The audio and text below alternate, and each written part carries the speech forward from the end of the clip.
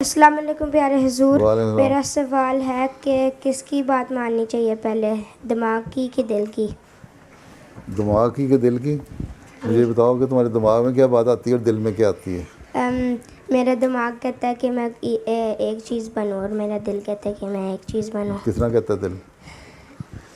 ایک بات میں، ایک بات میں نیکی کی بات جو ہے وہ جو تمہیں وہی ہوتی، باقی دماغ میں ہی خیال آتا ہے پہلے، جی ٹھیک ہے؟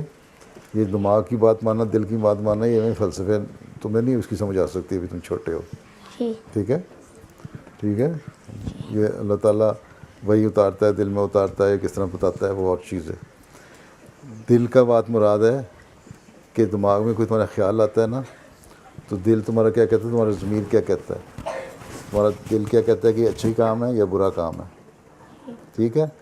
اگر تمہارے بعد میں کہتا ہے، یہ دل تمہارا سوچنے کے بعد جو دماغ کو بھی آرڈر کرتا ہے کہ یہ اچھا کام ہے تو کر لو، اگر وہ دل کا سوچنے کے بعد کہتا ہے کہ برا کام ہے تو نہیں کرو، ٹھیک ہے؟